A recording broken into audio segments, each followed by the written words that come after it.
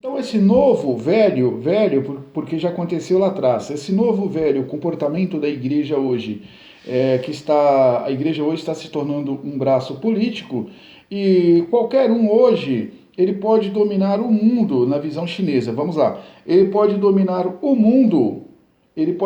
mundo através da igreja. Um pastor americano ele pode influenciar a igreja no mundo inteirinho, politicamente falando, e assim colocar a igreja contra um governo, contra uma ideologia política.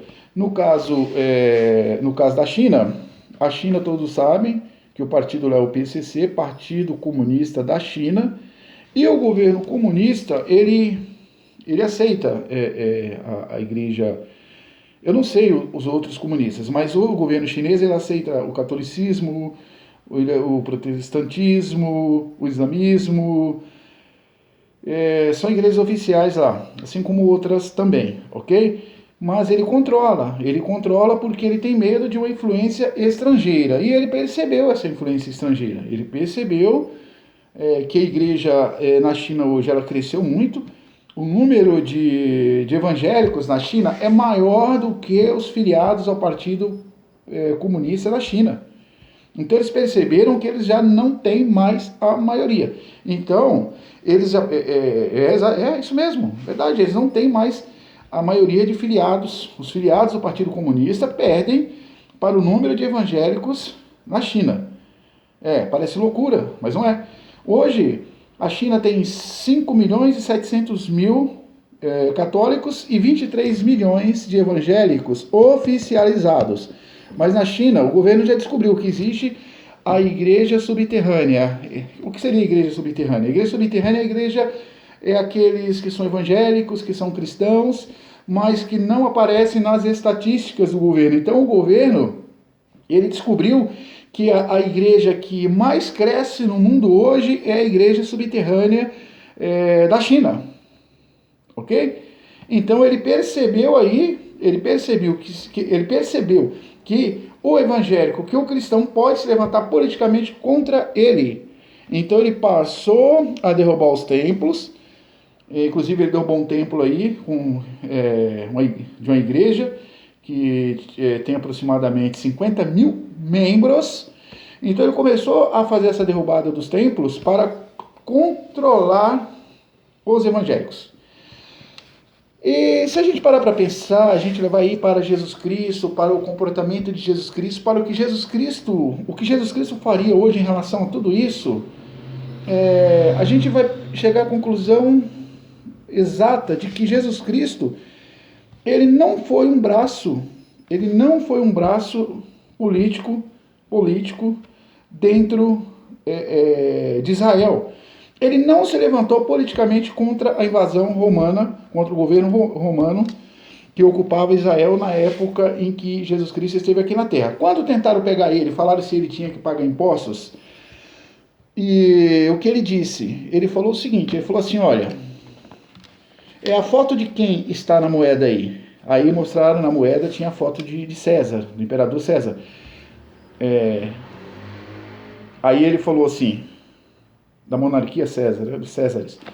Aí ele disse assim, dai a César o que é de César e a Deus o que é de Deus. Então ele não misturou as coisas, ele não misturou. Pilatos, ele investigou Jesus Cristo em tudo. O que os judeus mais queriam na época é acusar ele de rebeldia contra Roma, mas não conseguiram, porque ele não se envolveu em nada. Então o governo romano, ali representado por Pilatos, não teve nada contra ele, não perseguiu, não derrubou a igreja dele, não derrubou as tendas dele, porque ele não era um braço político, ele não veio defender coisas materiais, ele não veio implantar um reino material. Você vê que ele fala, dá a César o que é de César e a Deus o que é de Deus, eu vou cuidar daquilo que é de Deus, e encerrou o assunto. E a igreja hoje, ela se tornou um braço político, certo? E quem controla hoje, e quem está usando a igreja hoje como uma massa de manobra política, todo mundo, todos já sabem, isso é óbvio. Aquele que falar que não sabe, ele está dormindo, certo? A igreja hoje, ela está sendo manobrada para uma causa sionista, para uma causa sionista. Isso é uma longa história, se a gente for entrar aqui e for falar disso, vai levar um dia inteirinho para falar, certo? E essa causa sionista, ela tem como principal objetivo a levantar o terceiro templo, certo? Em Jerusalém. E para isso, os árabes terão que ser tirados daquele local. Principalmente no local onde, certo? No local onde se deve, religiosamente falando, onde se deve construir o templo, o terceiro templo, ali tem mesquitas muçulmanas, ok? E eles precisam sair dali. Então, essa manobra política ela é liderada hoje por um pastor chamado, o nome dele é John Hager. Ele trouxe uma nova teologia. Na teologia dele ele fala que Jesus Cristo, que o judeu não depende de Jesus Cristo, que o judeu já é salvo por natureza, que inclusive não pode nem pregar, nem falar de Jesus para o judeu. Quando você fala de Jesus para o judeu fala não aceita, e ele acaba se tornando réu por ter negado. E ele não conhecendo Jesus, você não falando de Jesus para ele já está salvo por natureza. Porque ninguém vai ter que acusar ele daquilo que ele nunca ouviu falar. E se ele não ouviu, então ele não é culpado de não ter recebido Jesus como Salvador. Então é uma grande loucura, certo? É uma doideira só. E responsáveis pelo que está acontecendo na China, tem sim esse movimento político. Esse movimento político dentro das igrejas. Inclusive aqui o Brasil é responsável por isso. A China olha para o Brasil, como que a China sabe tudo o que está acontecendo no Brasil? A internet hoje, você tem amigo da China, você tem amigo nos Estados Unidos, você tem amigo em tudo quanto é lugar hoje pela internet, você conversa com o mundo inteirinho. Então eles acompanham a influência, o poder dos evangélicos na política aqui no Brasil. Ok? E como eles são unânimes e pensam... E realmente não poderiam pensar diferente, porque os evangélicos eles são unânimes, né, em tudo. Por isso que Constantino usou eles lá atrás. Constantino deu o golpe, né? Deu o golpe na igreja de Cristo. O 13º apóstolo se autodeclarou e todo mundo é outra história também. É doideira. Então vamos lá, vamos resumir aqui.